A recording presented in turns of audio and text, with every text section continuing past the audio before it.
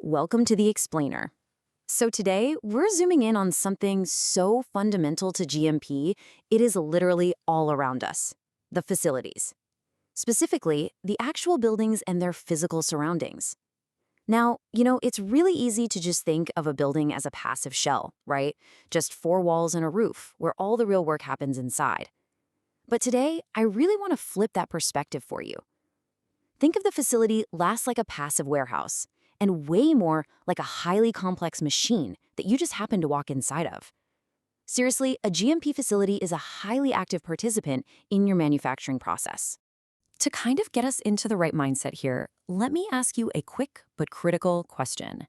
When you think about protecting highly sensitive, sterile products, what is your absolute first line of defense against microscopic contamination? Think about it. Is it your cleanroom gowning, the harsh cleaning chemicals, or maybe those super strict SOPs your team follows? Actually, it's the building itself. Regulatory guidelines like EU GMP Chapter 3 and 21 CFR make it totally clear. Your premises have to be purposefully located, designed, constructed, and maintained to fit the exact operations happening inside.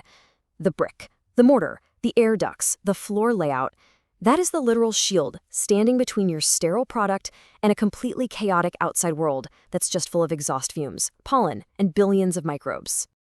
Okay, so here's our roadmap for today. We're going to hit 5 main areas. 1, the perimeter. 2, the floor plan. 3, the invisible shield. 4, the lifeblood. And 5, the reality check. Let's dive right in. Starting us off at number 1, the perimeter, looking at location and surroundings.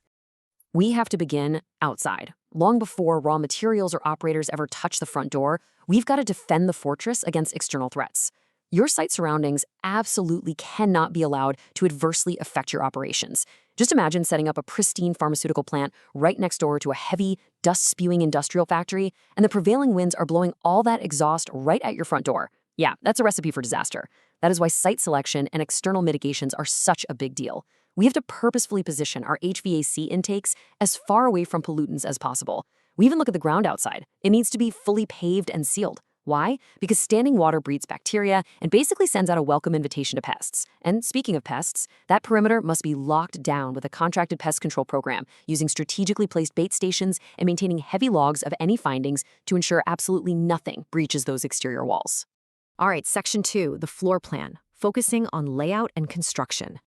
So let's transition through those doors and actually walk inside. One of the single most vital concepts in GMP facility design is unidirectional flow. You've got to think of your facility as a strict one-way street. Materials enter at receipt, they move straight into processing, then onto packout, and finally out to dispatch. We engineer the physical space to completely eliminate backtracking. When things flow in one continuous direction, you are drastically reducing the chances that some dirty, incoming raw material is ever going to bump into and cross-contaminate your highly controlled, clean, finished product. But listen, it is not just about the materials, it's about the people too.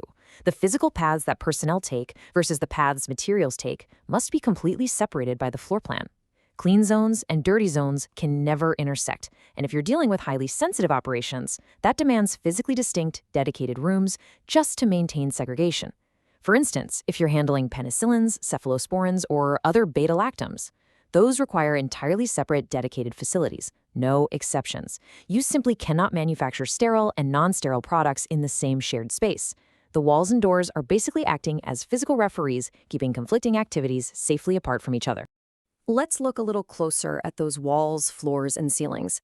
I want you to personify contamination just for a second. Picture it as this relentless, microscopic enemy that is desperately trying to find a hiding spot. To a microscopic bacterium, a tiny hairline crack in an epoxy floor is the size of the Grand Canyon. It's the perfect place to hide out and multiply. And that right there is exactly why GMP construction mandates smooth, impervious, non-shedding, and non-sorbing surfaces. We use radiused coving where the walls meet the floors so there are zero sharp corners to clean. Ceilings have to be completely sealed and washable. Lighting, recessed. Windows in controlled areas, flush and non-opening. Even the drains are trapped to prevent any gross backflow. Every square inch of that room is designed to give contamination absolutely nowhere to hide. Moving on to number 3, the invisible shield, covering classifications and HVAC.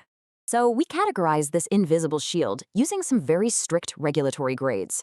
Over in the EU system, we use grades A, B, C, and D, and those correlate directly to ISO 14644 standards, like ISO 5, 7, and 8. Grade A, which is your ISO 5 equivalent, is the most critical zone. This is where the aseptic filling happens, where your sterile products are actually exposed to the air. Grade B serves as the highly controlled background room for Grade A. Then you have grades C and D, which are for the less critical stages, things like preparing solutions or handling components right after they've been washed. And how do we actually prove that we're hitting these grades? They're continuous and periodic particle monitoring, checking the air both when the room is at rest and when operations are in full swing. Now the machine actually providing that specific, perfect air quality, that's the HVAC system. You can literally think of the HVAC as the lungs of the facility. It's constantly breathing, constantly working, delivering a massive number of air changes per hour to just flush particulates right out of the room. In those classified areas, it's pushing air through terminal HEPA filters right at the exact point the air enters the space. But, it's not solely about the particles. The HVAC is also meticulously controlling the temperature and humidity. That is absolutely vital for the stability of your pharmaceutical product, sure, but it's also crucial for the operators who are in there wearing heavy, restrictive cleanroom suits. Now, I really want to spotlight this exact number right here, 10 to 15 pascals. This is a massive regulatory metric to remember. It represents the typical minimum pressure differential required between your adjacent cleanroom grades. Let's talk about the physics of why that design is just so brilliant. It's a concept called the pressure cascade. Basically, air always wants to move from high pressure to low pressure, right? So we intentionally, heavily pressurize our cleanest rooms. A grade A zone, for instance, might sit at 45 pascals or more of positive pressure compared to the ambient hallway outside. Because those cleaner zones are sitting at a much higher pressure, whenever a door opens or if there's a tiny gap somewhere, the clean air physically forcefully pushes outward into the lower grade areas. It actively blocks dirty air and external contaminants from sweeping inside. The air itself acts like a physical outward pushing wall. It's really cool. All right, Section 4, the lifeblood. Let's talk qualified utilities. Look, a highly controlled, beautiful cleanroom is entirely useless if the water or gas you're pumping into it is contaminated. Your utilities have to be subjected to the exact same strict validation and continuous monitoring as the cleanrooms they're feeding into. Take purified water and water for injection, or WFI. These are heavily, heavily regulated. WFI is usually kept in these distilled, continuously heated, constantly circulating loops. The water is always moving so bacteria can't settle and form biofilms. Compressed air has to be strictly oil-free, highly filtered, and routinely tested for microbes. Gases like nitrogen and clean steam, they are constantly sampled for absolute purity. Every single drop of liquid and every gasp of gas in a GMP facility is a heavily tested, qualified, known entity. Which brings us to our final stop, Section 5, the reality check, looking at audit risks. So we've designed this beautifully engineered fortress, but what does it look like when these highly engineered systems actually fail in the real world? Well, it looks like layout failures, where personnel paths are crossing directly over material flow lines, which is a massive cross-contamination risk. It looks like pressure differentials drifting out of spec, meaning that invisible shield of outward pushing air has just collapsed. It's a cracked epoxy floor, harboring bacteria, or worst case, pests breaching the perimeter and getting inside. And remember, a cracked surface or a drifting pressure gauge isn't just an annoying maintenance chore. It is a direct physical threat to patient safety, and you better believe it is a massive red flag for any auditor. So, the crucial point is, proactively defending against these failures requires a highly actionable maintenance checklist. That means having continuous pressure monitoring systems set up with automated alarms the second your cascade drops. It means having real human beings doing routine physical walkdowns to inspect surface integrity, literally looking for cracks and getting them fixed immediately. It means conducting regular flow mapping reviews anytime you change a layout. And it means sitting down every single month to review your pest control trending data so you catch a minor issue way before it becomes a full-blown infestation. Okay, to pull all of this together, here are our key takeaways. Your building is your absolute first barrier of defense. The physical floor plan has to drive unidirectional flow to stop cross-contamination in its tracks. Your specific cleanroom classifications dictate the intense design of your HVAC, filtering your air, and maintaining that crucial pressure cascade. And finally, continuous, rigorous monitoring of both your environment and your qualified utilities is non-negotiable. Which leaves me with one final thought I'd love for you to chew on today.